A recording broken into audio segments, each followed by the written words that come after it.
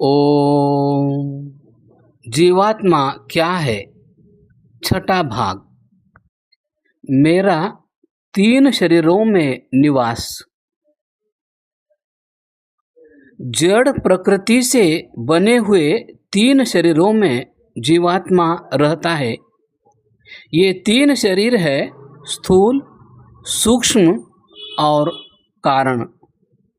स्थूल शरीर यह शरीर का ऊपरी ढांचा है, जिसमें हड्डियां, मांस, मज्जा, रक्त, इंद्रियों के गोलक आदि हैं। यह जीवात्मा को कर्मों के अनुसार मिलता है।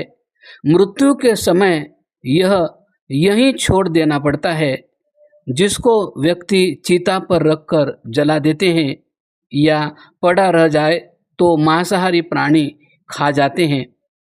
यह पुराना हो जाता है तथा नष्ट भी हो जाता है। इसकी उपमा पुराने वस्त्र से दी गई है। जैसे व्यक्ति पुराने वस्त्रों को उतारकर नए वस्त्र धारण कर लेता है, उसी प्रकार जीवात्मा इस पुराने शरीर को छोड़कर अपने अगले जन्म में फिर नया शरीर धारण कर लेती है। यूं कहे कि जीवात्मा का यह स्थूल शरीर स्थूल साधन है, यह टूट फूट भी जाता है। सूक्ष्म शरीर यह शरीर 17 तत्वों का है। मन, बुद्धि, 5 ज्ञानेंद्रियां, आँख, कान, नाक, जीभ और खाल।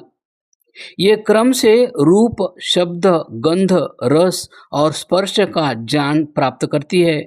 इसीलिए इन्हें ज्ञानेंद्रियां कहते हैं।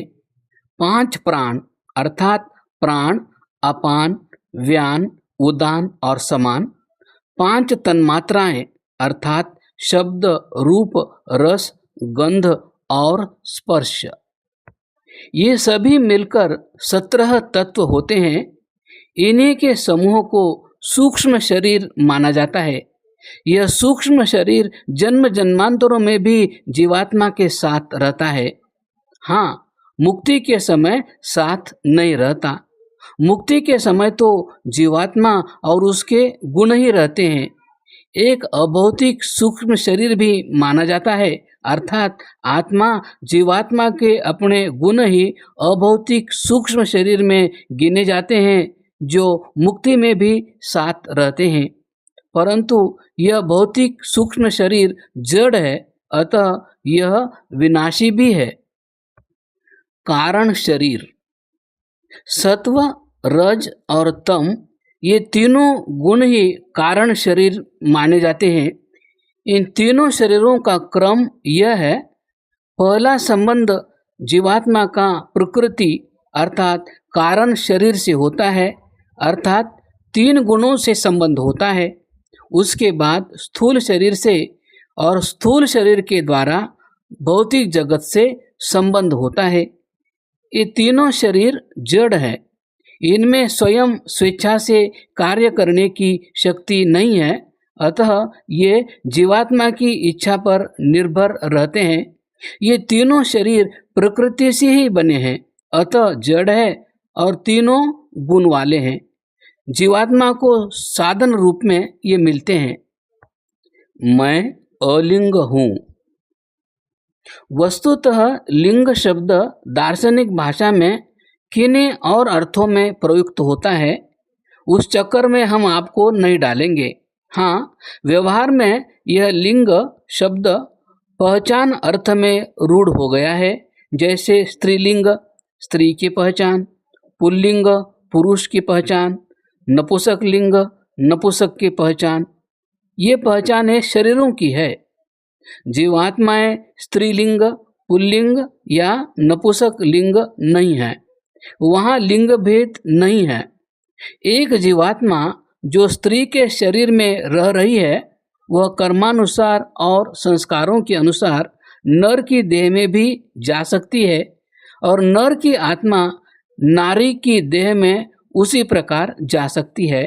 इसलिए प्रत्येक प्राणी को चाहिए कि जीवात्मा को केवल जीवात्मा के रूप में ही जाने, नर, नारी या नपुंसक के रूप में न जाने। मैं स्वल्पज्ञ हूँ। सर्वज्ञ अर्थात सब कुछ जानने वाला तो परमात्मा ही है। जीवात्मा न कभी सर्वज्ञ था, न है और न कभी होगा। अपने को ब्रह्म कहने वाले व्यक्ति अपनी सर्वज्ञता न सिद्ध कर सके हैं, न कर रहे हैं और न कर सकते हैं। यह झूठा अभिमान है कि मैं ब्रह्म हूँ। जीवात्मा स्वरूप से थोड़ा जान रखता है। हाँ, यह सर्वज्ञ तो नहीं, बहुज्ञ अवश्य बन सकता है। कोई जीवात्मा आज तक आकाश के तारों की गिनती नहीं बता सका है। कोई व्यक्ति आज तक प्राणियों की संख्या नहीं बतला सका है। कोई महापुरुष, दार्शनिक, वैज्ञानिक आज तक आकाशगंगा में कितने तारे हैं यह गिनती निर्धारित नहीं कर सका है। अपने को ब्रह्म बतलाने वाला कोई आत्मजानी मक्खियों की गिनती नहीं बतला सकता है। तब किस बलबूते के आधार पर व्यक्ति अपने को या किसी दूसरे को सर्वज्ञ परमात्मा का अवतार कहता है? यह केवल इसका मिथ्या अभिमान मात्र ही है।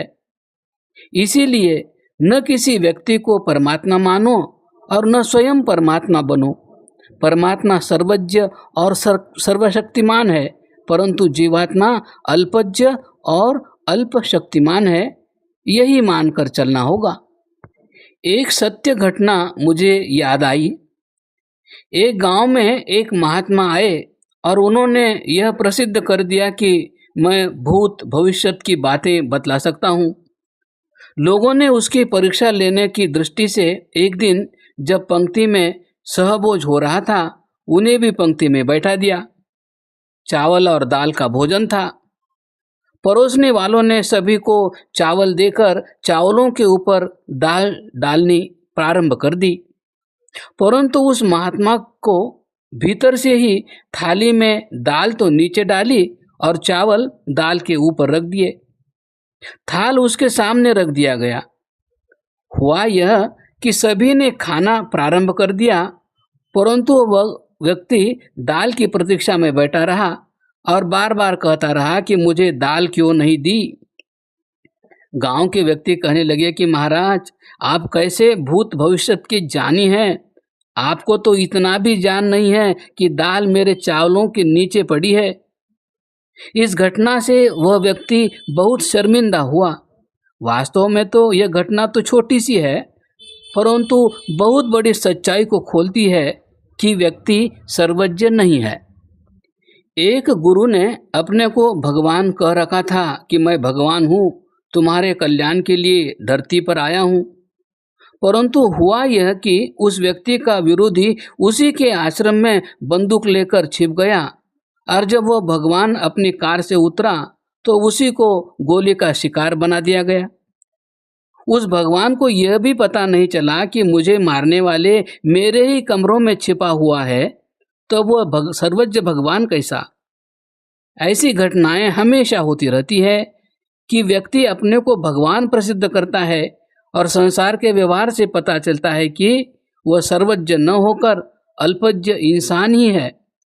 वेद में तो जीवात्मा परमात्मा से प्रार्थना करता है कि अज्ञानी मैं ज्ञानी परमात्मा से पूछता हूँ।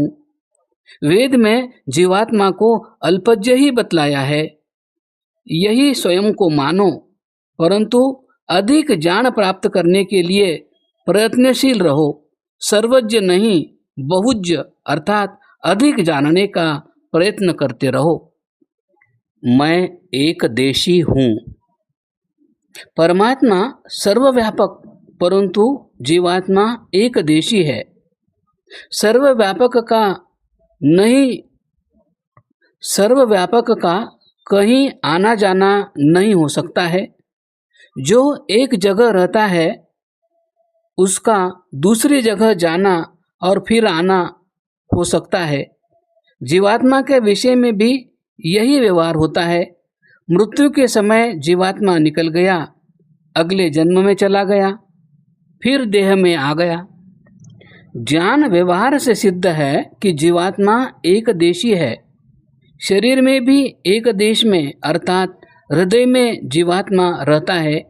ऐसे ही प्राचीन दार्शनिक ग्रंथों में लिखा हुआ है, जीवात्मा का स्वरूप अणुरूप है अर्थात सूक्ष्म है। इसका स्वरूप सीमित, परिमित और एक समय में एक ही स्थान पर रहने वाला है। जीवात्मा के लिए देही, शरीरी, शारीरह आदि प्रयोग ही यह सिद्ध करते हैं कि जीवात्मा शरीर में रहने वाला है। शरीर की भी एक देश में उसका निवास है। कोई उसका स्थान मस्तिष्क में मानता है तो कोई सीने के हृदय में, अस्तु रहता वह एक ही स्थान पर है। परमात्मा से उसकी यह भी भिन्नता है कि परमात्मा सर्वव्यापक है तो जीवात्मा एकदेशी है। कठोपनिषद में स्पष्ट लिखा है कि जीवात्मा अंगूठे के बराबर स्थान पर सदा हृदय में रहता है।